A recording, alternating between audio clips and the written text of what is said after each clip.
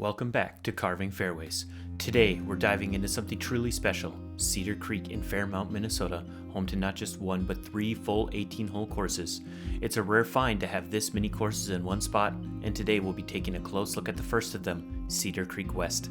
This course, designed by Trevor Boney and established in 2006, offers a wide variety of challenges across its landscapes, from tight wooded corridors to open fairways and tricky doglegs. Let's jump in and see what this course has to offer. Kicking off with hole 1, we have a par 4 at 484 feet. This hole opens the round with a long bomb, requiring you to navigate around a large cluster of trees on the left. The key here is to push your drive far enough down the fairway to set up a smooth upshot. A solid backhand should land you right in the middle, positioning you for an easy approach and a strong chance to start your round with a birdie.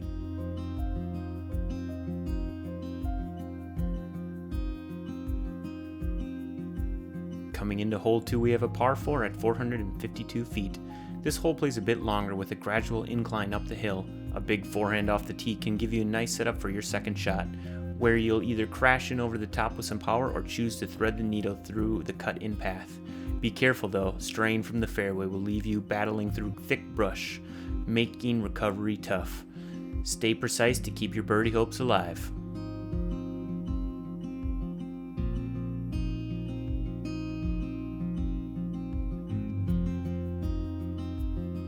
Hole 3, we have a par 3 at 267 feet. This hole offers a deceptive tight fairway lined with thick trees on both sides, creating a narrow lane for your shot.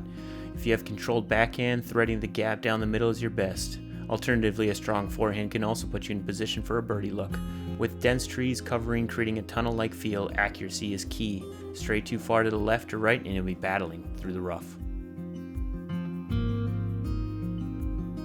Now on hole 4, we've got a par 3 at 243 feet. This one offers two tempting routes. You can take a big hyzer out to the right if you're feeling bold, or go for the more traditional shot down the middle. The challenge comes from a low ceiling, making accuracy and speed key to staying clean. Either way, execute well and you'll be rewarded with a clear look at the basket. On hole 5, we have a par 3 at 331 feet. This hole gives you plenty of room to work with out of the gate, especially on the right side. With minimal elevation change, a birdie is possible but tricky. If you've got the forehand power dialed in, you can give yourself a chance for a long look at birdie.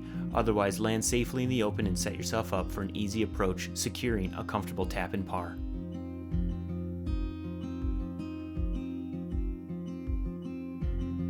Hole 6 brings us a par 3 at 260 feet.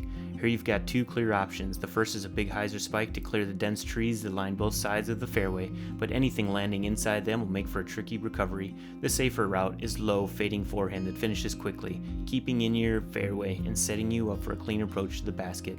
With the thick trees creating a tight line, precision is again key to keep yourself out of trouble, and have a look for a birdie.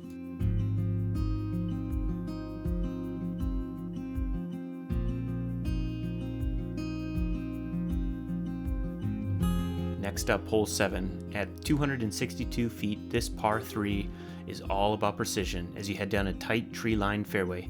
The canopy is clear, giving you an open sky above, but the trees on either side force you to keep straight line true. As you approach the basket, the green is forgiving, allowing for an aggressive bid without too much fear of a rollaway.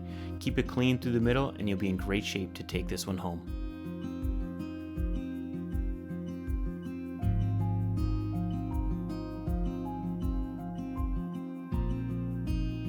On hole 8, we've got a par 3 at 284 feet, and it's the first hole where water comes into play.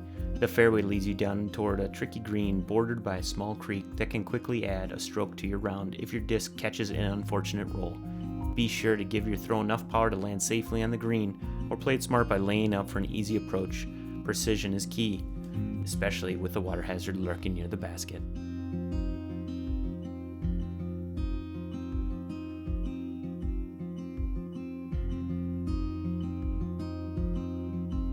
Hole 9 is a par 3 measuring 229 feet.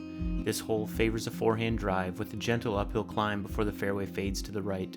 While you can't see the pin from the tee, a good shot will reveal the basket resting on a slight elevated spot as you crest the hill. Don't be afraid to give it some power. You'll want to go for the birdie opportunity here.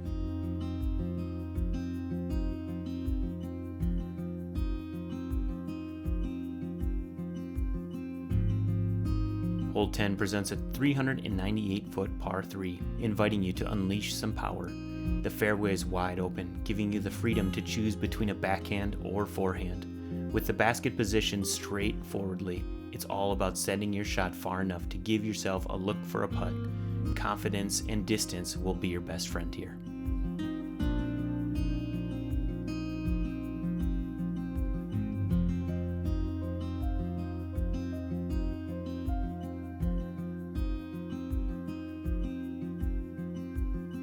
Hole 11 is a shorter par 3 at 242 feet, but don't let that fool you.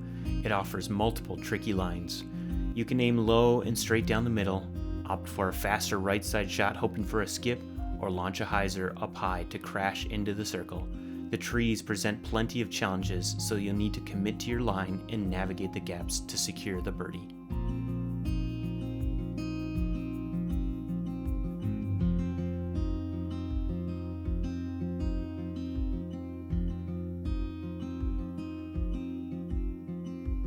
Hole 12, a par 4 at 318 feet, introduces the course's first significant dogleg. You'll need about 280 feet off the tee to reach the bend where the fairway takes a hard right. The approach is precarious, with water coming into play near the landing zone. An aggressive shot could lead you into the woods or even the creek if you're not careful. Stay in control and plan your approach wisely.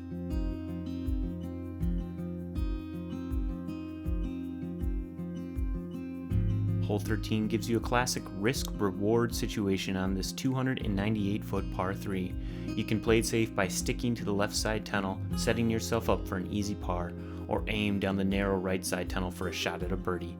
The left path provides a wider margin for error, while the right demands precision to avoid the thick woods. Pick your route based on your confidence and skill.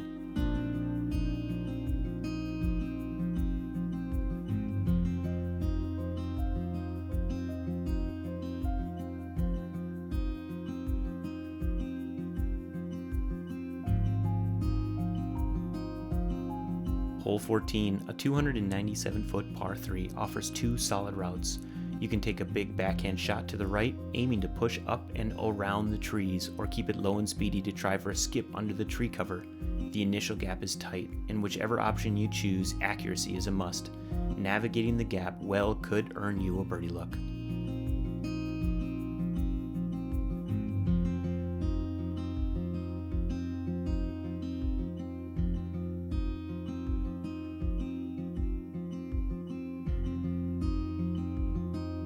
Hole 15 stretches to 412 feet and is considered one of the course's most challenging par 4s. The narrow wooded fairway tests your control off the tee as you navigate a long corridor. The basket sits off to the left at the end, but reaching it means threading the needle through tight gaps. A mistake can cost you valuable strokes, so stay disciplined and aim true.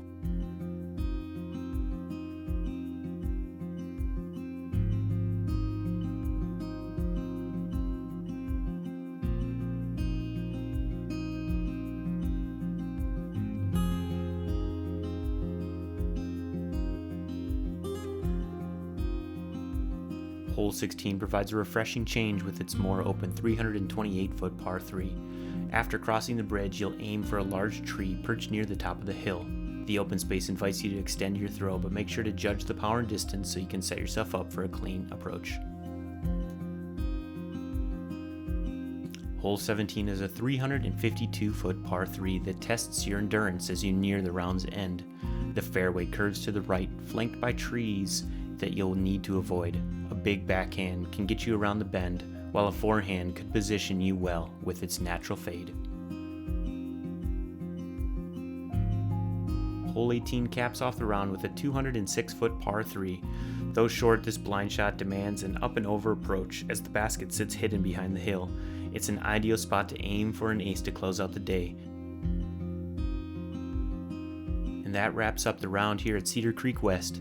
We've seen a variety of challenging holes, from tight wooded corridors to open bombers, along with some tricky greens that really tested our control. Whether you're here for the birdies or just enjoy the scenic course, there's something for everyone. Thanks for watching. Make sure you subscribe to Carving Fairways for more disc golf course breakdowns. See you on the next one.